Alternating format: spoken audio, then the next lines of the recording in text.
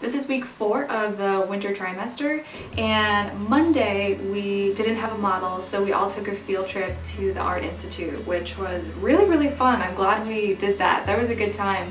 Matt led us around the museum, and we started off in the Renaissance and we went all the way up into Sargent. We just talked about the techniques of naturalism and how they've kind of developed over time, and it was really interesting. And the next day we started another pose with Brian, and he's going to be holding that for 4 to 5 days again, so perfect time for another transfer drawing. He did Tuesday and Wednesday, and then we had Emily come back and she did Thursday and Friday. And I really like both of these poses a lot, but then again I kind of like every pose we do. The way that their hands are modeled, it's or hers is, I don't know how hers is, it's crazy, but the way that their arms are posed in both these poses I think is really beautiful. I worked 2 days on Brian, and Brian he has his hands up close to his face and he is holding onto a pole. And so that kind of changes the pose up a little bit when you have something that's going to be affecting the balance of the model, either if they're leaning on something or holding onto a pole. So usually what I've been doing in the past for these transfer drawings is I've just been jumping right in and I'll work on the charcoal on the big piece of Canson paper. But since Brian is kind of leaning a bit on a pole, I wanted to make sure that I really had the gesture of the balance figured out. So I did a really small pencil drawing in one session, which is 25 minutes, and just a little pencil drawing just to figure out the gesture of it, and I'm pretty happy with how it turned out. I think I nailed it, the balance of it, because I figure however they're posed, their head is going to be balanced usually somewhere between their feet, but then when you have a pole, that's going to change it depending on how they're leaning on it. So I always think it's a good idea to make sure you really got the balance figured out, because you don't want you want to make sure that your figure doesn't look like it's falling over or floating. You want to make sure that the weight makes sense, so that's why I did that little pencil sketch. So then I moved on to the big piece of Canson paper, and I feel like the first day working on it, it looks a little bit awkward. I feel like I was comparing that to the little drawing that I did, and I feel like I didn't nail the balance down on it, so I'm really glad I had that pencil drawing though. I taped it below my easel so I could kind of compare the two. And so then day 2, I really paid attention to that and made it a little more, the balance equaled out more how I had it in the pencil drawing. So I feel like day 2 I really cleaned it up a bit, but I'll be finishing that pose then this coming week. And we had Emily pose for us then Thursday and Friday, and Emily's pose I'm finding really challenging. I think she's finding it challenging too, I think she's still finding the pose and what's most comfortable for her. So her body is kind of shifting a lot. It's the way that her hips are facing and her shoulders are facing. She's really not like falling into that counterposta that kind of like relaxes or grounds the figure down. She's a little bit more straightened up, so she's kind of moving more. I mean, that's a good challenge too, because it really helps you, or it really makes you have to focus on like the big shape of her upper body. And then I've been doing it so her whole upper body, like her arms, and then how her hips to her knees are pointed, and connecting like the feet to the head.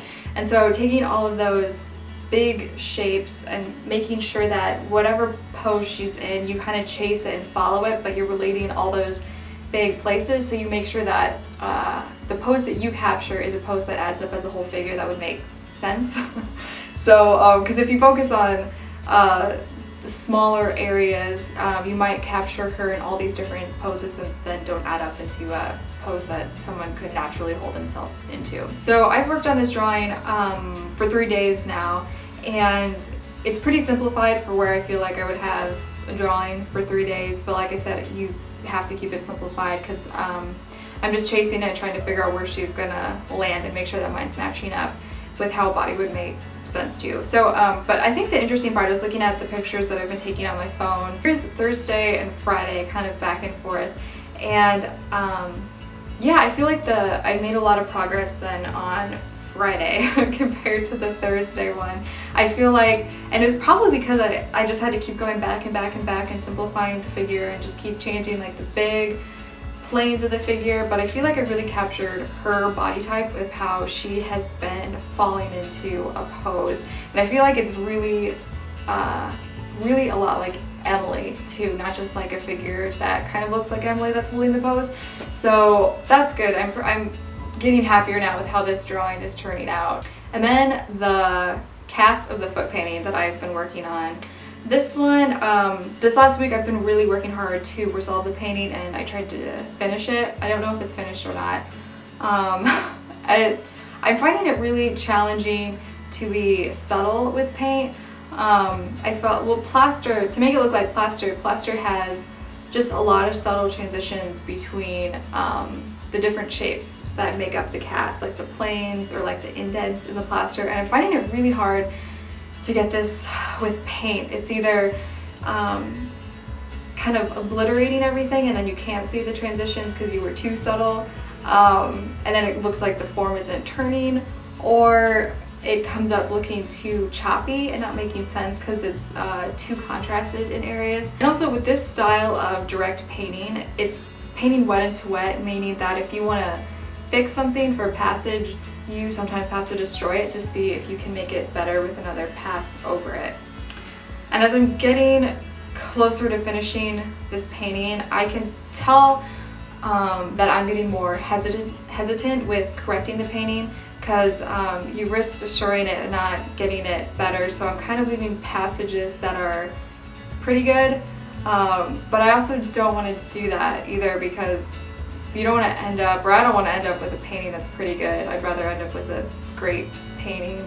But I definitely feel myself hesitant because I kind of don't know how to correct things without completely destroying them either. And I don't know, I feel like I get to this point with cast drawing, and I've talked to other people before and they say that they felt this way too, but it's like when I'm working on a cast drawing, I'm really loving it and I feel like I'm learning a lot and I'm seeing really good results, and then there's just this switch that happens and I just hate it and I feel like I know it could be better, but I've kind of reached my limit where I don't know how to make it better, and I just kind of have to either start something over, like a new cast painting, and just get more experience to get it better. But it's that frustrating feeling where you know it could be better but you just don't know how to make it better.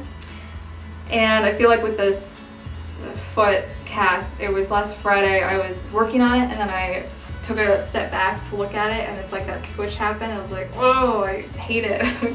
Because I know it could be better, I just don't know how to get it to be better yet. I just need more experience with it. So I mentioned that to Matt and Magda last Friday and they said that they would take a look at it Monday for critique, and that either means that they're either going to pass me on it, or more likely they're going to have me work one more week on it. And but whenever they have me work that last week when I'm really just like at wit's end and I don't know what to do and I'm really frustrated and it's like a struggle to keep working at it because you just feel so over it, it always ends up good in the end, because I feel like they show me things and push me farther than I thought I could go, and so then I do end up getting better and improving it more than I thought I could before that last week when I just wanted to stop because I thought it was impossible to make it better. So that's always a good feeling. So we'll see if they pass me on it or not. But I've already picked out the cast that I want to do for my next one, and I'm really, really excited for it. I think it could be a really beautiful cast painting.